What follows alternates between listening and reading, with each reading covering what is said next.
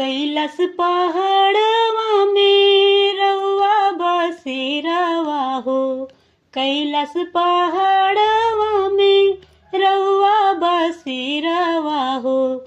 निकलल जहरवा सब पीला ए जगत के दाता।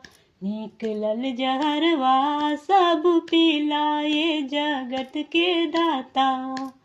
ए जगत के दाता निकलल जहरवा सब पीला ए जगत के दाता।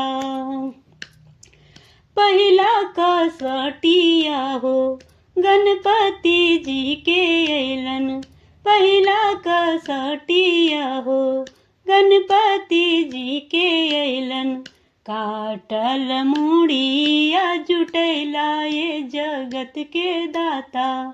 काटल मुड़िया जुटैला ए जगत के दाता। ए जगत के दाता काटल मुड़िया जुटैला ए जगत के दाता। दूसरा कसटिया हो प्रहलाद जी के अइलन। दूसरा कसटिया हो प्रहलाद जी के अइलन। जलल आगी से बचैला ए जगत के दाता। जलल आगी से बचैला ए जगत के दाता। ए जगत के दाता जलल आगी से बचैला ए जगत के दाता। कैलाश पहाड़वा में रउआ बसेरावा हो।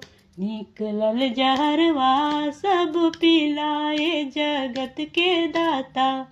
निकलल जहरवा सब पीला ए जगत के दाता। तीसरा कसटिया हो सुदामा जी के अइलन। तीसरा कसटिया हो सुदामा जी के अइलन। झोपड़ी से महला बनैला ए जगत के दाता। झोपड़ी से महला बनैला ए जगत के दाता।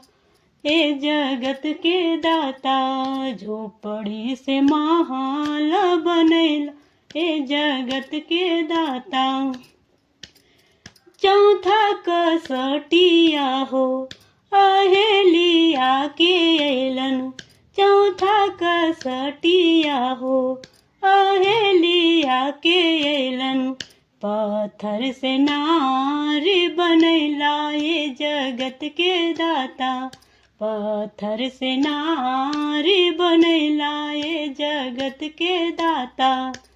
ए जगत के दाता पत्थर से नारी बनैला ए जगत के दाता।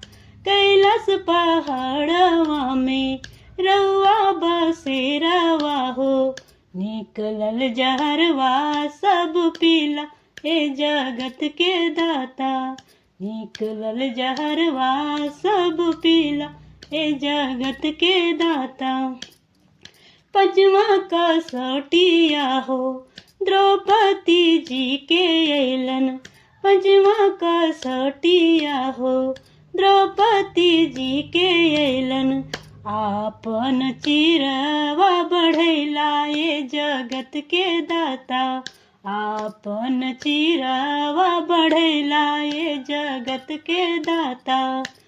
ए जगत के दाता आपन चिरवा बढ़ैला ए जगत के दाता। छठा कसटिया हो सब शिष्यन पर अइला। छठा कसटिया हो सब शिष्यन पर अइलन। आपन दया बरसैला ए जगत के दाता। आपन दया बरसैला ए जगत के दाता। ए जगत के दाता।